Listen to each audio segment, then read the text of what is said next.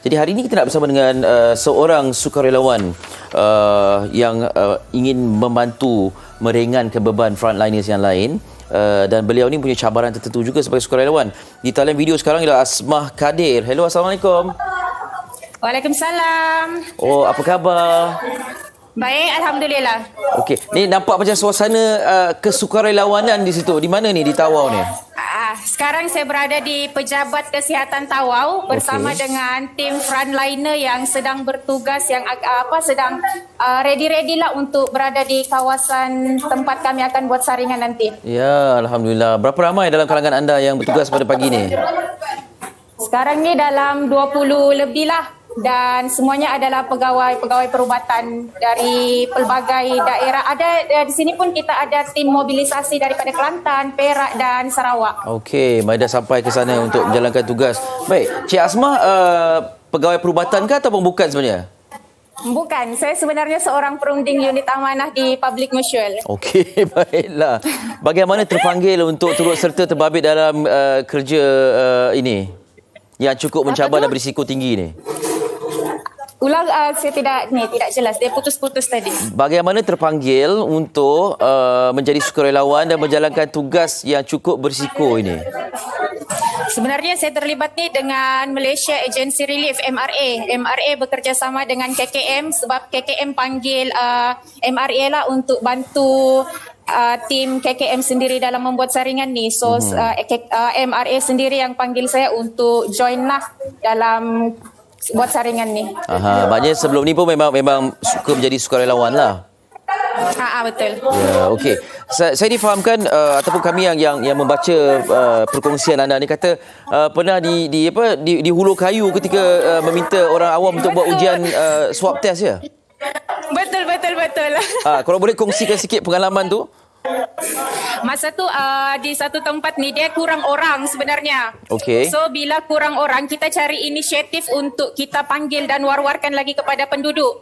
Jadi saya datanglah ke satu-satu tempat ni dan tiba-tiba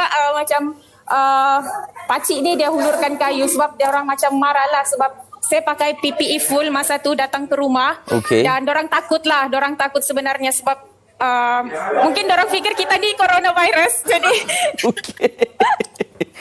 jadi kita saya terus dihulurkan kayu. Tapi okeylah, saya macam okey. Tak mau buat tak payahlah kan. Jadi bagaimana diredakan keadaan atau dikendalikan keadaan tu? Apa tu? Bagaimana dikendalikan keadaan tu? Bagaimana? Dikendalikan, diuruskan situasi yang tegang macam tu. Apa yang awak buat? Masa tu sebab pakcik tu pun berada dalam rumah. Jadi saya pun berada di luar. Jadi saya terus, okey pakcik, terima kasih. Baru saya turun. Baik. Ini kisah-kisah yang cukup meninggalkan kesan. Okey, satu lagi saya nak tanya. Ini antara persepsi orang ramai. Bila dia kata dipanggil datang keluar untuk membuat ujian saringan ni, ada yang mengatakan berhimpun macam ni jugalah antara penyebab COVID-19 ini tersebar kan. Apatah lagi dengan adanya sukarelawan yang bukan pakar dalam bidang perubatan dan sebagainya. Apa komen Asmah? Sorry, boleh ulang balik. Okey. Tempat ni mencabar. Kita dengar ada yang tidak bersetuju untuk membuat saringan secara beramai-ramai kerana kalau buat saringan ramai-ramai, COVID-19 lebih mudah tersebar pada ketika saringan itu juga. Apatah lagi dengan adanya sukarelawan seperti anda yang bukan dalam kalangan pegawai perubatan. Apa komen anda tentang situasi ini? Sebab kalau bercakap tentang persepsi, kita tidak boleh terlalu mengambil ialah kita ada banyak persepsi yang macam KKM buat ni, ada yang memang akan cakap benda ni salah sebab meningkatkan kes, kena lagi kes di Tawau yang semakin meningkat. Tapi kalaulah KKM tidak membuat tanggungjawab dorang, mungkin persepsi lain yang akan wujud. Apa tugas KKM dalam menangani kes di Tawau Sabah sekarang ni?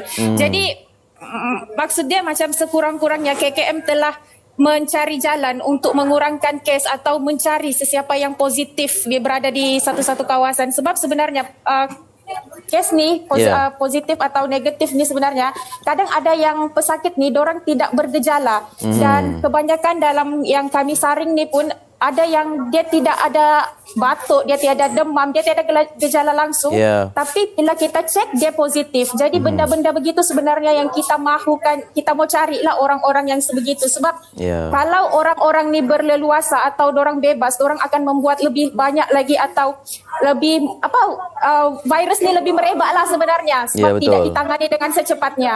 So tu persepsi tu sebenarnya lah yang perlu rakyat tahu. Itulah. Baik.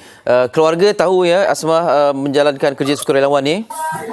Sebenarnya saya bergerak ni dengan 2 orang adik saya. Jadi kami 3 orang adik-beradik sebenarnya menjadi seorang sukarelawan frontliner. Alhamdulillah keluarga tahu. Tahniah, pastinya keluarga bangga dengan anda. Jaga diri, jaga kesihatan, kirim salam kawan-kawan di belakang sana ya. Okey. Selamat menjalankan tugas. Assalamualaikum. Okay, bye. Okey, terima kasih, itu dia. Bye.